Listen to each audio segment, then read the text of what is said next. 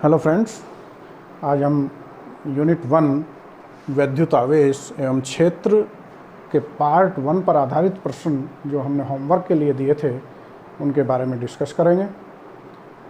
आपको जो क्वेश्चन दिए गए थे उसमें फर्स्ट क्वेश्चन था, एक धातु के गोले को वैद्युत से आवेशित किया जाता है, इस कथन का क्या तात्पर्य है। तो किसी गोले को या किसी वस्तु को आवेशित करने से तात्पर्य होता है कि उसको कुछ इलेक्ट्रॉन दिए गए या लिए गए। यदि वो धनावेशित है तो उससे इलेक्ट्रॉन लिए गए हैं, और यदि ऋणावेशित है तो उसको इलेक्ट्रॉन दिए गए हैं। सिंपल इतना ही लिखना है, ज़्यादा कुछ नहीं लिखना। इसके सॉल्यूशन के लिए यदि आप चाहते हो कि रिटन में हमें मिल जाए तो आप कमेंट बॉक्स में आप अपना नंबर डाल दीजिए। व्हाट्सएप से आप इनका सॉल्यूशन प्राप्त कर सकते हो, PDF के रूप में या इमेज के रूप में, कोई प्रॉब्लम नहीं है। सेकंड क्वेश्चन दिया गया था कि क्या किसी कण पर 1.6 10 की पावर -20 कूलाम आवेश हो सकता है। तो यहाँ पर आवेश की वैल्यू दी है क्वेश्चन नंबर 2 में, Q = 1.6 10 की पावर -20। ध्यान दीजिए, 1.6 10 की पावर -20 कूलाम आवेश हो सकता है या नहीं। तो हमने परमाणुकता का नियम पढ़ा, क्वांटाइजेशन ऑफ चार्ज, जो कि Q = Ne होता है। ये बताता है कि किसी वस्तु पर आवेश E का पूर्ण गुणज होगा, भिन्नात्मक नहीं। और E की वैल्यू हमने पढ़ी है, जो कि याद रखनी है। क्वेश्चन पेपर में कांस्टेंट के रूप में दी हुई भी हो सकती है, नहीं हो तो ये याद रखनी चाहिए। इलेक्ट्रॉन पर आवेश का परिमाण हमने बताया था, E की वैल्यू है 1.6 10 की पावर -19 कूलाम। इस सूत्र की हेल्प से हम n की वैल्यू कैलकुलेट करेंगे। तो n = Q/E। Q का मान रखा 1.6 10 की पावर -20, E का मान रखा 1.6 10 की पावर -19। ये कट जाएगा।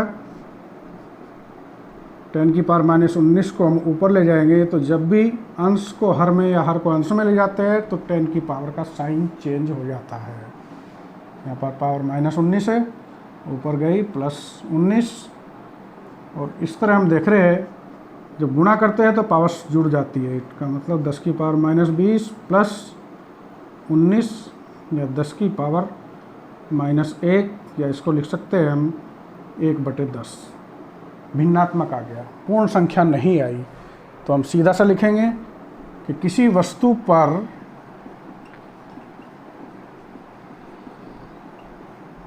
1.6 10 की पावर -20 कूलाम आवेश संभव नहीं है।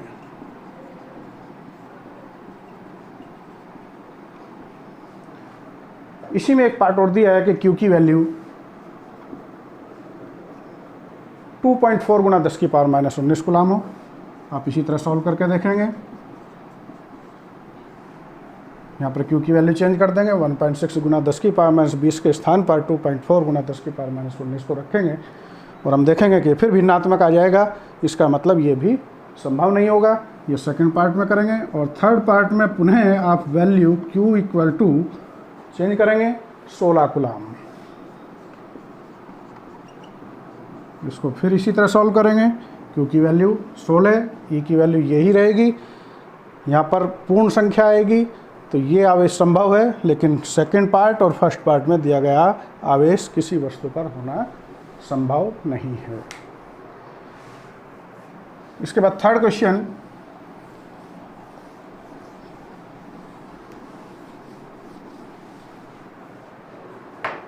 (18.75 × 10 की पावर 18 इलेक्ट्रॉनों के आवेश की गणना कीजिए। यहाँ पर इलेक्ट्रॉनों की संख्या दी है n = 18.75 × 10 की पावर 18 इलेक्ट्रॉन। 18.75 × 10 की पावर 18 इलेक्ट्रॉनों के आवेश की गणना, यानी कि इलेक्ट्रॉनों की संख्या दे दी, आवेश की गणना, आवेश निकालना है Q। ये क्वेश्चन करते समय हमेशा ध्यान रखना कि आपको क्वेश्चन जब तक समझ ना आए बार बार पढ़िए, पार्ट में पढ़िए, पूरा सेंटेंस पढ़िए और समझिए कि उसने दिया क्या है। तो दिया है n, निकालना क्या है Q। अब इनके बीच कोई सूत्र हमने पढ़ा है, तो वो क्या है, वो है Q = Ne। ई यहाँ भी अननोन है, लेकिन ये हमने बताया था कि ये आपको याद रखना ही होगा। 1.6 10 की पावर -19 कूलम। वैल्यू रखेंगे, एन की वैल्यू 18.75 गुणा 10 की पावर 18 गुणा 1.6 10 की पावर -19। तो इसकी गुणा करेंगे, जो भी वैल्यू होगी वो आपकी कूलम में आंसर आ जाएगा। 3 आएगा, सॉल्व कर लेना। फोर्थ क्वेश्चन, एक कूलम आवेश में कितने इलेक्ट्रॉन होते हैं? एक कूलम आवेश।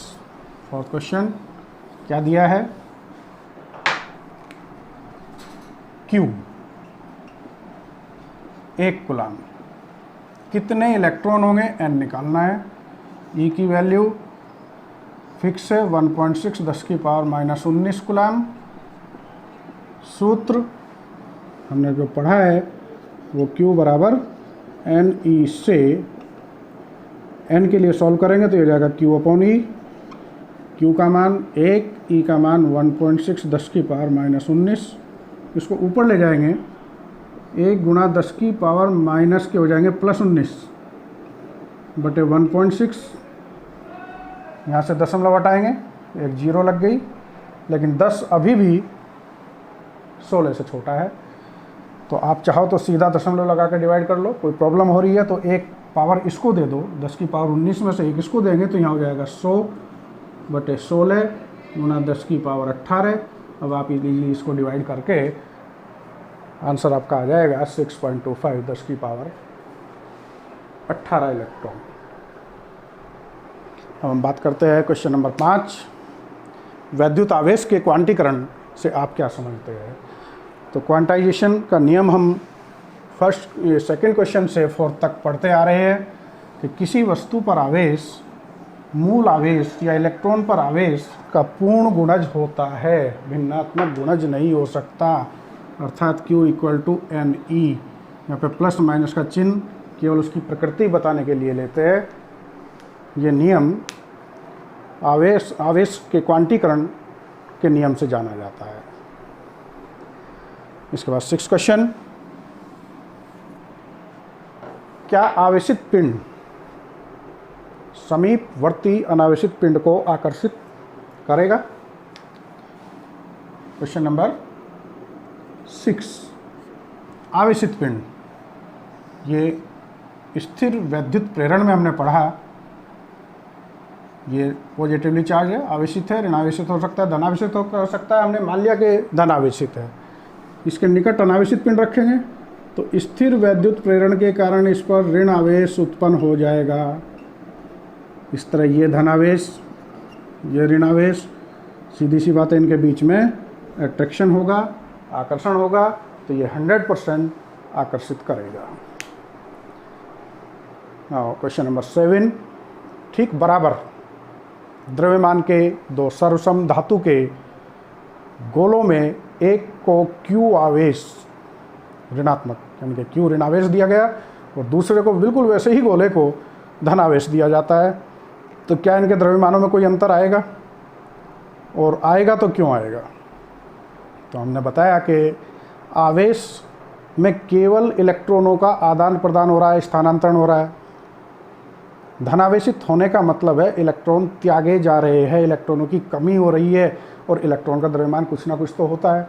इलेक्ट्रॉनों की कमी होने का मतलब द्रव्यमान में कमी हो रही है। और ऋणावेशित है तो उस पर इलेक्ट्रॉनों की संख्या बढ़ रही है। इलेक्ट्रॉनों की संख्या बढ़ने का मतलब है कि उसका द्रव्यमान स्लाइटली बढ़ जाएगा।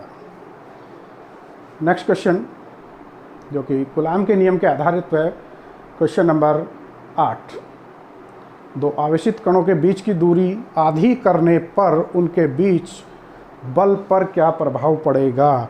तो इस तरह के क्वेश्चन में हमेशा ध्यान रखना है। हमने बताया कि जो दिया है पहले वो नोट करिए।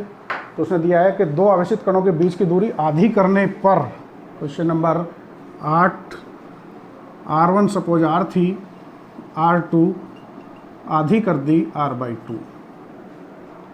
आप इसको सुविधा के लिए 2R मान सकते हो, उसका आधा करेंगे तो R हो जाएगा। केवल भिन्नात्मक फैक्टर लेने से बच जाएंगे। यदि ऐसा नहीं करते तो भी कोई प्रॉब्लम नहीं है, सीधा सीधा R मानिए। पहली कंडीशन है, मान ली हमने दूरी r है, वो कह रहा आधी कर दी तो हमने आधी कर दी। उस आधी करने से पहले मान लिया बल F था, क्योंकि उसने कहा है कि दो आवेशित कणों के बीच की दूरी आधी करने पर उनके बीच के बल पर क्या प्रभाव पड़ेगा। तो पहले हमने बल भी मान लिया कि F था, बल पे क्या प्रभाव पड़ेगा, F2, यानी कि दूसरी कंडीशन में बल हमें निकालना है। अब इन दोनों ही परिस्थितियों में क्योंकि बल के लिए सूत्र दिया कूलाम ने, और वो सूत्र है F बराबर 1/4 पाई एप्सिलॉन नॉट के Q1 Q2 upon R square. दो तरीके हैं हल करने के। प्रथम कंडीशन में सारी वैल्यू रखते चले जाओ, ये जो कहते हो कांस्टेंट रहेगा Q1 Q2 की जगह। क्योंकि आवेशित कण की बात करी तो आप Q और Q मान सकते हो, या Q1 Q2 भी रहने दे सकते हैं, कोई प्रॉब्लम नहीं है। R की जगह R रख देंगे। फिर दूसरी कंडीशन, F की जगह F2 रखेंगे, ये एज इट इज R की जगह R/2, दोनों इक्वेशन को डिवाइड करेंगे, आपका रिक्वायर्ड क्वेश्चन सॉल्यूशन आ जाएगा। दूसरा तरीका जो आसान तरीका है, जो हमें अप्लाई करना है बहुत सारे क्वेश्चंस पे, और फास्ट ट्रिक जो है सॉल्व करने की, जो कि कंपटीशन में भी आते हैं ऑब्जेक्टिव टाइप में हल करने के लिए, तो हम देखते हैं कि दोनों परिस्थितियों में क्या चीज़ एक जैसी है, क्या समानता है जो नहीं बदल रही मतलब नियत है। एक तो ये नियतांक, दूरी आधी करने से पूर्व भी और बाद भी जो का त्यों है।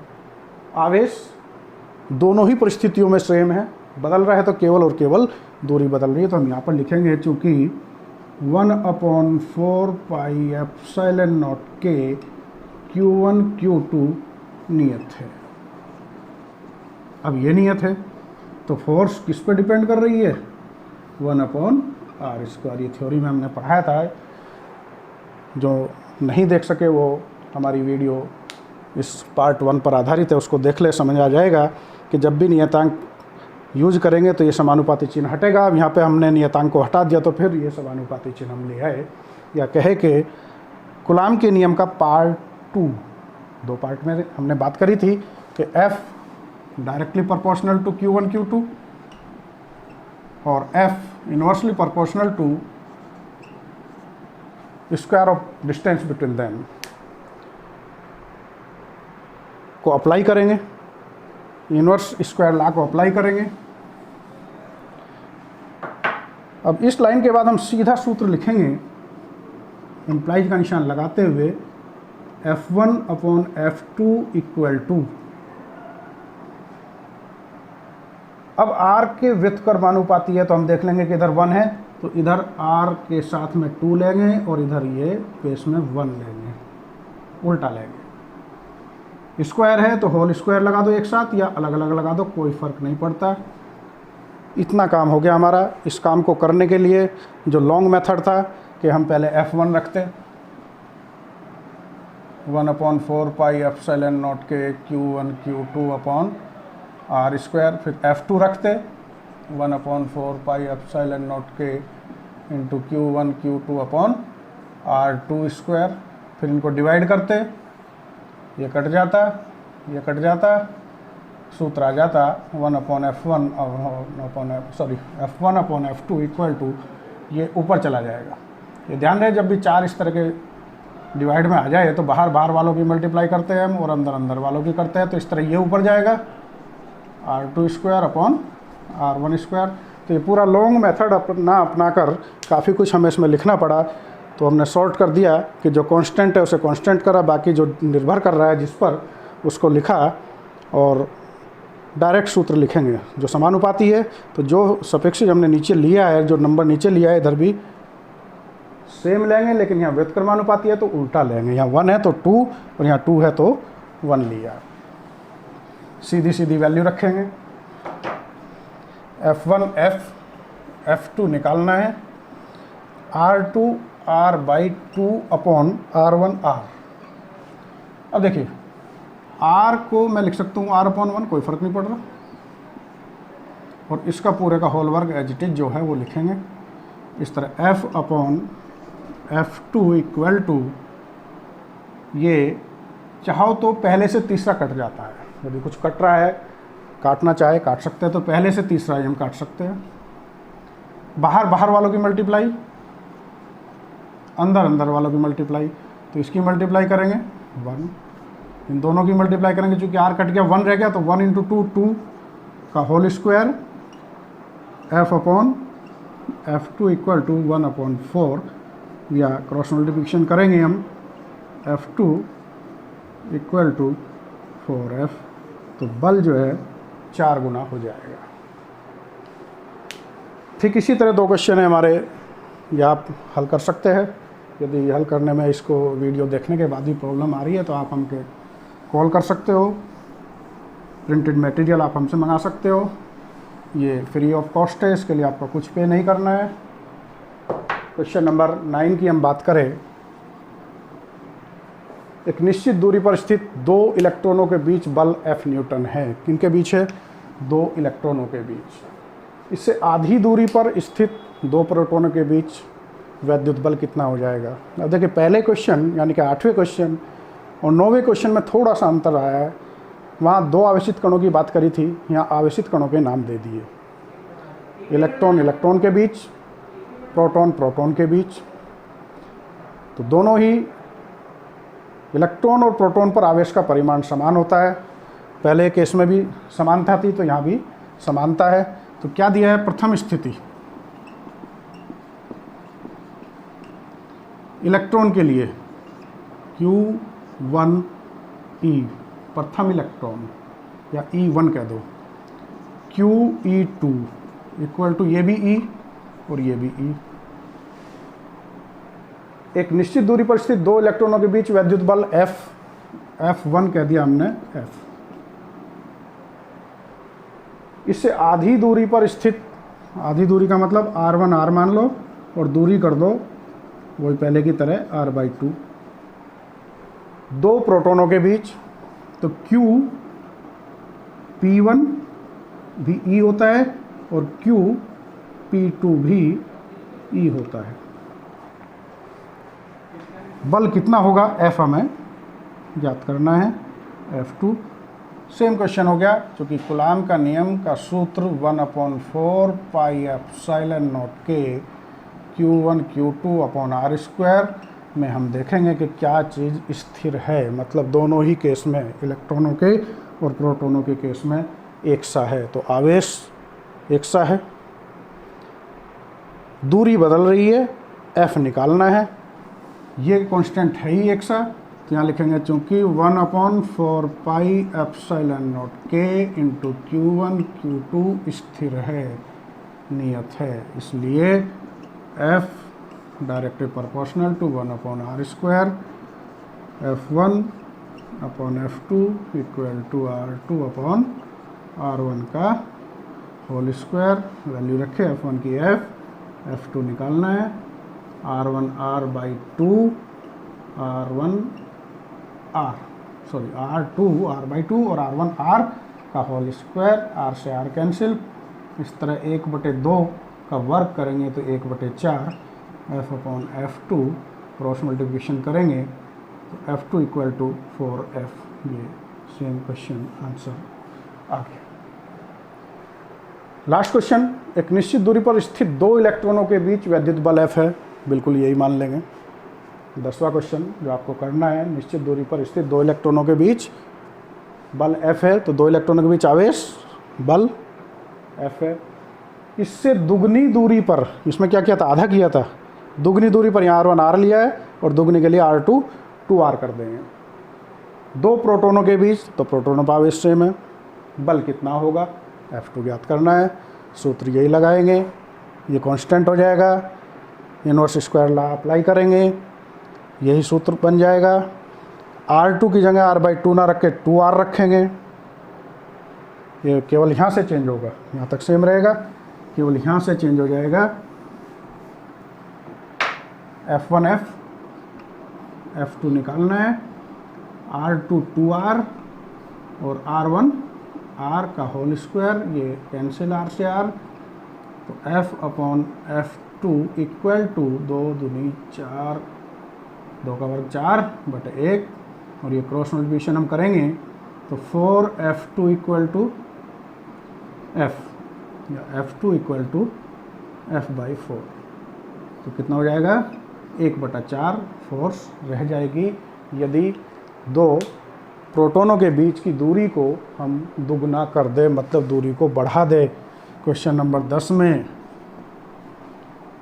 ये केस सेम R1 R माना और R2 को R/2 नहीं बल्कि दुगना किया, 2R किया, प्रोटोनों पे चार्ज रखा, F2 निकालना है, कूलाम का सूत्र लिया, कांस्टेंट वैल्यू छांटी, इन्वर्स स्क्वायर लॉ बन गया। इसकी हेल्प से हमने ये सूत्र लिखा, वैल्यू रखी, क्वेश्चन का सॉल्यूशन निकल गया। तो थैंक यू। ये जो होमवर्क आपको दिया गया था, कंप्लीट सॉल्यूशन आपको करा दिया गया है। नेक्स्ट टॉपिक के लिए वेट कीजिए। Thank you.